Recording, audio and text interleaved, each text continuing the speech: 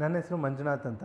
So ನನ್ನ career start ಆಗಿದ್ದೆ ಆಟೋಮೊಬೈಲ್ಸಿಂದ. ಲೈಫೆಲ್ಲ ಆಟೋಮೊಬೈಲ್ಸಲ್ಲೇ ಇರಬೇಕಾ ಏನೋ ಅಂತ ಒಂದು ತಲೆಗೆ ಬಂದಾಗ ನಾನು ಆಪರ್ಚುನಿಟೀಸು ರಿಯಲ್ ಎಸ್ಟೇಟಲ್ಲಿ ಹುಡುಕ್ತಾ ಇದ್ದು. ಸೊ ಇಂಟರ್ವ್ಯೂ ಅಲ್ಲಿ there was so many people, ಅಂದರೆ ತುಂಬ ಜನ ಇದ್ದರು, ವೆಲ್ ಗ್ರೂಮ್ಡ್ ಆಗಿದ್ರು, ಅವರೆಲ್ಲ ಅಪ್ರೋಚ್ ಆಗಿದ್ರು. ಆದ್ರೂ they recognise the talent and ಅವರು ರಿಯಲ್ ಎಸ್ಟೇಟ್ಗೆ ಇಂಟ್ರೊಡ್ಯೂಸ್ ಮಾಡಿದ್ರು. ಕಂಪನಿಗೆ ಬಂದಿದ್ದು ಆಲ್ಮೋಸ್ಟ್ 4.5 years ಮೇಲಾಯಿತು.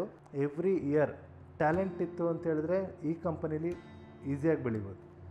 ಎಕ್ಸಾಂಪಲ್ ನಾನೇ ಇರ್ತೀನಿ, ಎವ್ರಿ ಇಯರೂ ನಾನು ಗ್ರೋತ್ ನೋಡಿದ್ದೀನಿ, ಎವ್ರಿ ಇಯರು ಇಂಕ್ರಿಮೆಂಟ್ಸ್ ನೋಡಿದ್ದೀನಿ. ಸೊ ಪ್ರಾವಿಡೆಂಟಲ್ಲಿ ಹೆಂಗೆ ಅಂತ ಹೇಳಿದ್ರೆ talent, they recognise the talent. ಅದರಿಂದ ಏನಾಗ್ತಾ ಇತ್ತು ಅಂತ ಹೇಳಿದ್ರೆ ಕಂಪನಿ ಇನ್ನೂ ಗ್ರೋತ್ ಆಯಿತು, even our team also were growing. So work life balance ಆ ಥರ ತೊಗೊಂಡೋಯ್ತು ಅಂತ ಹೆಂಗೆ ಅಂತ ಹೇಳಿದ್ರೆ, ವೇರ್ ನಾನು 111 kilos ಇದ್ದವನು I came up to 82 kilos. Representative must be more fit ಅಂತ ನಮ್ಮ ಕಂಪನಿಲಿ ಅದೊಂದು ಜರ್ನಿ ನಡೀತಾ ಇದೆ.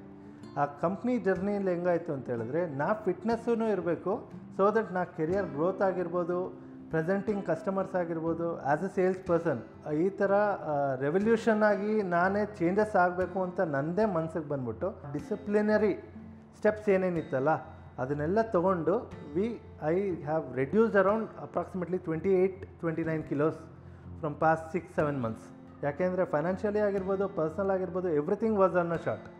It was not going good. ನಾನು ಕಂಪನಿಗೆ ಬಂದಾದ್ಮೇಲಿಂದನೇ ನಂದು ಫೈನಾನ್ಷಿಯಲಿ ಆಗಿರ್ಬೋದು, ಪರ್ಸ್ನಲ್ ಲೈಫ್ ಆಗಿರ್ಬೋದು, ಎಲ್ಲ ಒಂದು ಸ್ಟೆಪ್ ಬೈ ಸ್ಟೆಪ್ ಕ್ಲಿಯರ್ ಆಯಿತು ಅಂತಲೇ ಹೇಳ್ಬೋದು. I am very much happy with that. ಯಾಕೆಂದರೆ ಆ ಕಷ್ಟದಲ್ಲಿ ನಾನು ಆ ಕಂಪನಿ ನನ್ನ ನಡ್ಸ್ಕೊಂಡೋಯ್ತಲ್ಲ ಆ್ಯಸ್ ಎ ಬೇಸಿಕ್ಕಿಂದ, ಅದಂತೂ ನನಗೆ I will never forget that. ಯಾಕೆ ಅಂತ ಹೇಳಿದ್ರೆ ಎಲ್ಲ ನಮ್ಮದು ಪ್ರಾಬ್ಲಮ್ಸು ಒಂದೇ ಸತಿ ಸಾರ್ಟ್ ಔಟ್ ಆಯಿತು ಅಂತ ಅನ್ಬೇಕು ಅಂತ ಹೇಳಿದ್ರೆ ಅದು ಪ್ರಾವಿಡೆಂಟ್ ಕೆಲಸ ಶುರು ಆದಮೇಲಿಂದನೇ. Provident, more for sure.